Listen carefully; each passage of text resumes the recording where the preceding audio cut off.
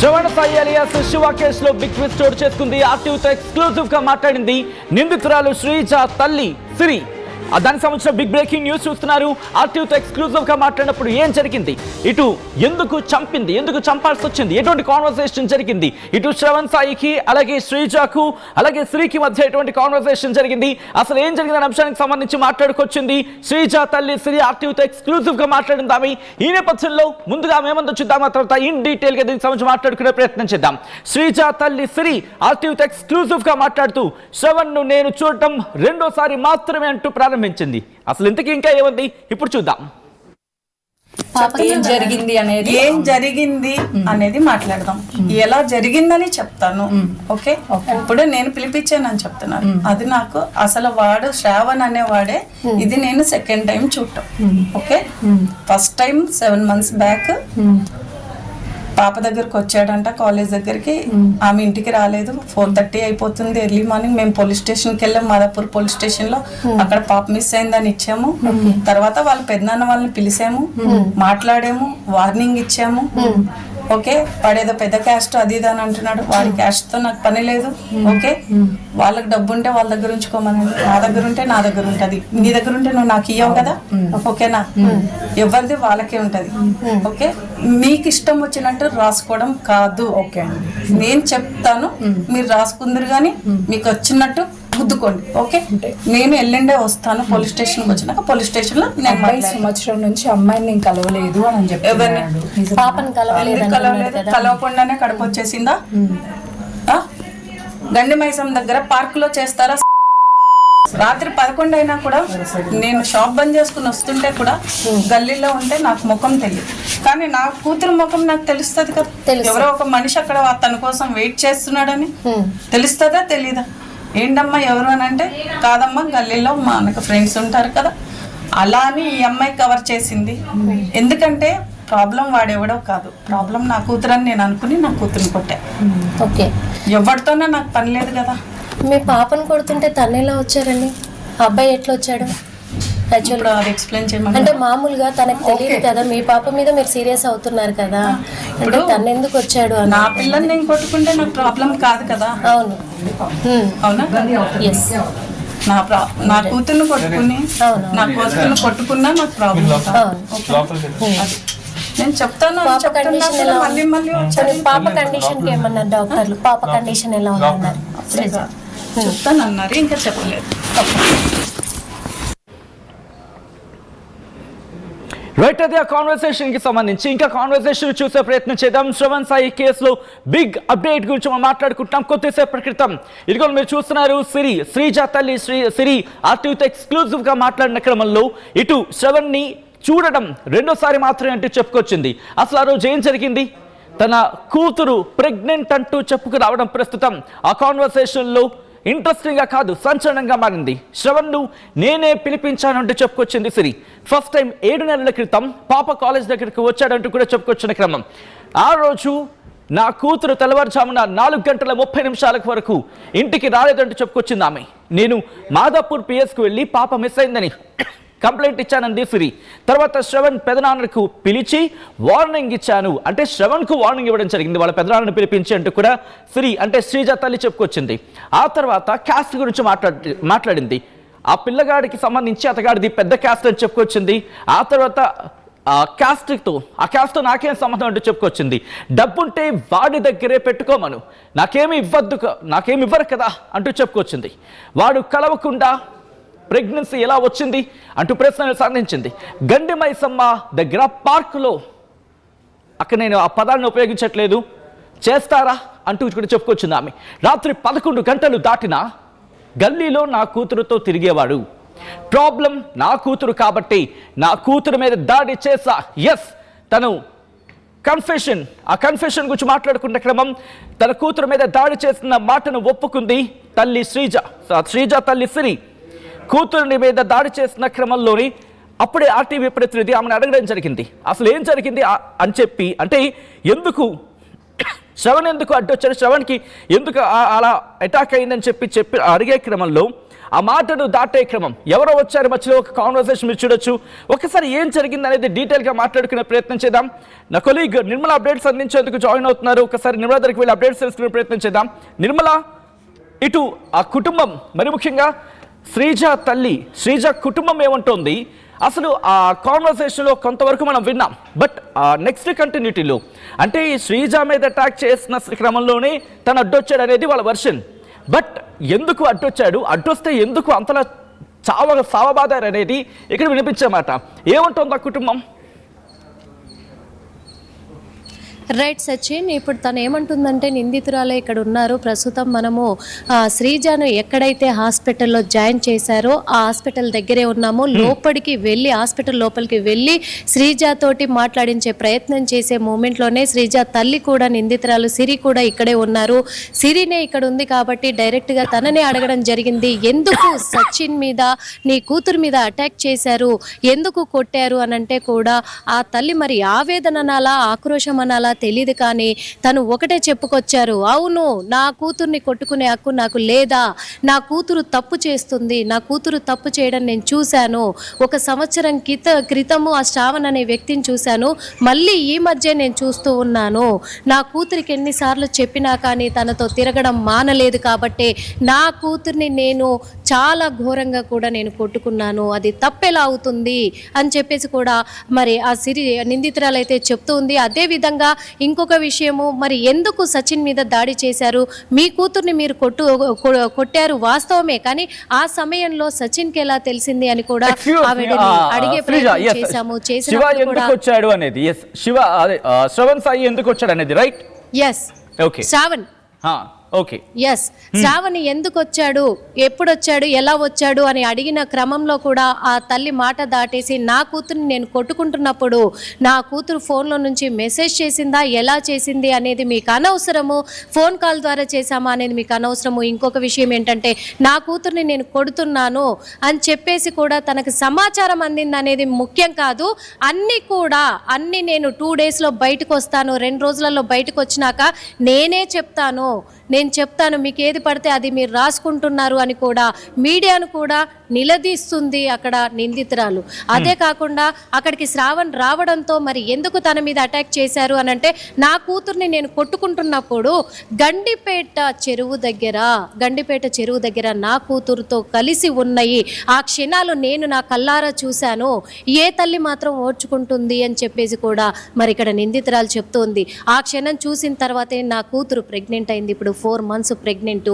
కాబట్టే ఇంకొకటి, వాళ్ళు పెద్ద కులం వాళ్ళు, ఈ మాట వాడొచ్చో లేదో కానీ నిందితురాలు చెప్తూ ఉన్నారు, వాళ్ళు పెద్ద కులం వాళ్ళు, వాళ్ళ పెద్ద నాన్నకు కూడా నేను ఫోన్ చేయడం జరిగింది, ఫోన్ చేసి వార్నింగ్ ఇచ్చినప్పుడు మేము డబ్బున్న వాళ్ళము అని చెప్పేసి మమ్మల్ని బెదిరించారు, వాళ్ళ డబ్బు వాళ్ళ దగ్గరే పెట్టుకొని మాకేమన్నా ఇస్తారా, వాళ్ళకి ఆస్తులు ఉన్నాయేమో నాకు తెలీదు, తల్లి తండ్రి లేని అనాథవాడు, అయినప్పటికీ కూడా వాళ్ళు మమ్మల్ని బెదిరించారు కాబట్టే దూరంగా ఉండమని నా కూతుర్ని హెచ్చరించాను, అయినా మాట వినలేదు కాబట్టి నా కూతుర్ని నేను కొట్టుకుంటున్నాను అని మరి సిరి మాత్రం ఇక్కడ నిందితురాలు చెప్తూ ఉంది. నిందితురాలు ఇప్పుడైతే టీసీలో వర్క్ చేసే అతనితోటి కూడా తను రైల్వే ఉద్యోగి అయినప్పటికీ తనతో సహజీవనం 6 సంవత్సరాలుగా ఇక్కడే ఉంటుంది.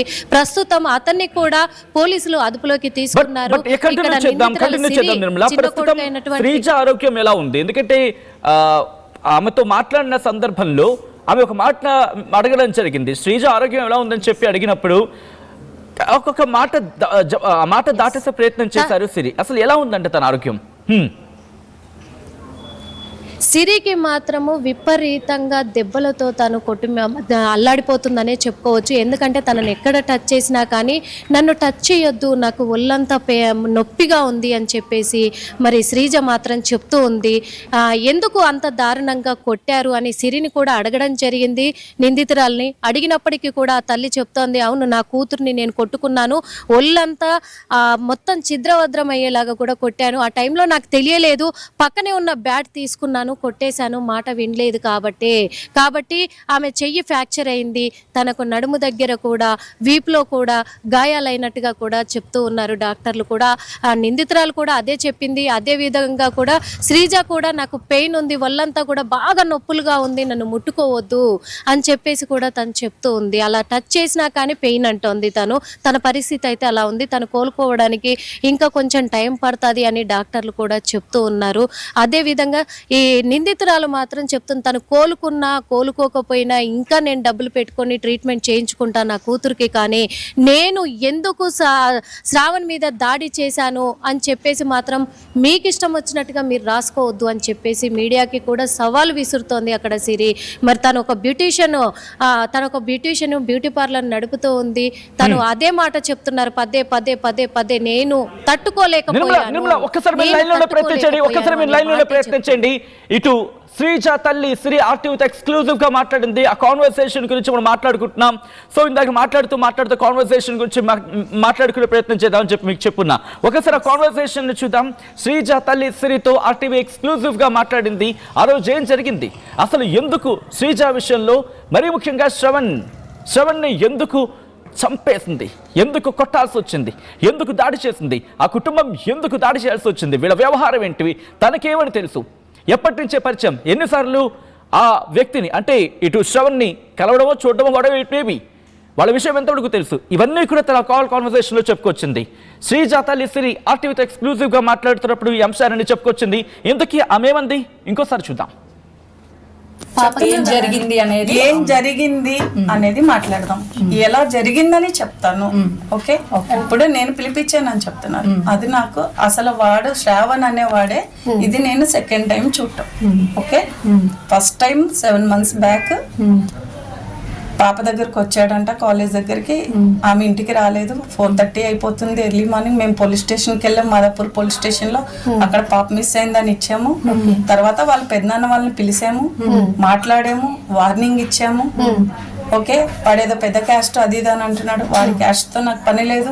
ఓకే, వాళ్ళకి డబ్బు ఉంటే వాళ్ళ దగ్గర ఉంచుకోమనండి, నా దగ్గర ఉంటే నా దగ్గర ఉంటది. నీ దగ్గర ఉంటే నువ్వు నాకు ఇవ్వవు కదా. ఓకేనా, ఎవరిది వాళ్ళకే ఉంటది. ఓకే, మీకు ఇష్టం వచ్చినట్టు రాసుకోవడం కాదు. ఓకే, నేను చెప్తాను, మీరు రాసుకుందరు కానీ మీకు వచ్చినట్టు గుద్దుకోండి. ఓకే, నేను ఎల్లుండే వస్తాను. పోలీస్ స్టేషన్ వచ్చినాక పోలీస్ స్టేషన్ లో నేను సంవత్సరం నుంచి అమ్మాయిని నేను కలవలేదు అని చెప్పి కలవకుండానే కడుపు వచ్చేసిందా? గండి మైసం దగ్గర పార్క్ లో చేస్తారా? రాత్రి 11 అయినా కూడా నేను షాప్ బంద్ చేసుకుని వస్తుంటే కూడా గల్లీలో ఉంటే నాకు ముఖం తెలియదు, కానీ నా కూతురు ముఖం నాకు తెలుస్తుంది కదా. ఎవరో ఒక మనిషి అక్కడ తన కోసం వెయిట్ చేస్తున్నాడని తెలుస్తుందా తెలీదా? ఏంటమ్మా ఎవరు అని అంటే, కాదమ్మా గల్లీలో మా అన్నకు ఫ్రెండ్స్ ఉంటారు కదా. అలా అని ఈ అమ్మాయి కవర్ చేసింది.